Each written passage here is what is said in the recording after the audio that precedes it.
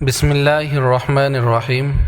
محترم ناظرین، آج کل کچھ اعلانات نکلتے ہیں قربانی کے سلسلے میں کہ مدرسے میں قربانی کا نظم کیا گیا ہے اور فی حصہ 1500 روپے مانگے جاتے ہیں۔ اب سوال یہ ہے کہ آج کے اس مہنگائی کے دور میں کیا واقعی 1500 روپے میں قربانی کرنا ممکن ہے؟ کیا اس رقم سے مکمل شرعی اصولوں کے مطابق صحیح عمر اور تندرست جانور خریدا جا سکتا ہے؟ جبکہ ہم سب جانتے ہیں کہ راجستھان، یو پی، بہار ان جیسے علاقوں میں بھی ایک حصہ کم سے کم 5000 روپے تک پہنچ چکا ہے۔ تو ایسی صورت میں 1500 روپے میں ایک حصہ کیسے ممکن ہو سکتا ہے؟ یا تو جانور ناقص ہوگا، یا مدرسے کو باقی رقم خود دینا پڑے گی، یا قربانی سرے سے ہو ہی نہیں رہی۔ یہ سب صورتیں نہ صرف شرعی خیانت ہیں بلکہ عوام کے ساتھ دینی جذبات کا کھلواڑ بھی ہیں۔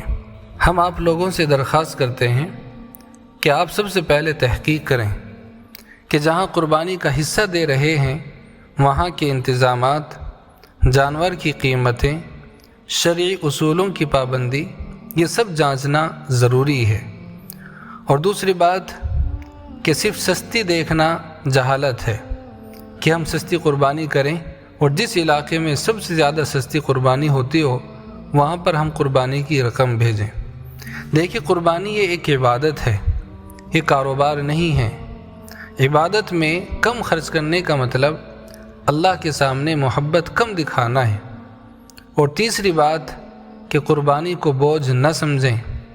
قربانی یہ وہ عمل ہے جس میں تقوی اور اخلاص مطلوب ہے، نہ کہ ظاہری جان چھڑانا۔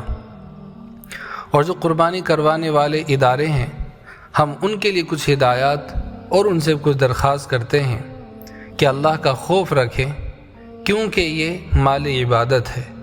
عوام سے جو رقم لیں اس کے برابر کی مکمل شرعی قربانی کریں، مکمل شفافیت کے ساتھ رسید، جانور کی تفصیل، حصے داروں کے نام کا اندراج کریں، اور اگر کسی کا حصہ ادا نہیں ہو سکا تو اس کی رقم اس کو لوٹا دیں، اور اللہ کے لیے دی جانے والی قربانی میں کوتاہی نہ کریں۔ ایمان اور اخلاص کے ساتھ صحیح اور مکمل قربانی کریں۔ قربانی کے نام پر ہرگز دھوکہ نہ دیں۔ جو اللہ کے راستے میں زیادہ مال خرچ کرتا ہے وہی مقرب بنتا ہے۔ قربانی اللہ سے قریب ہونے کا موقع ہے، اسے ضائع نہ کریں۔ اللہ عمل کی توفیق عطا فرمائے۔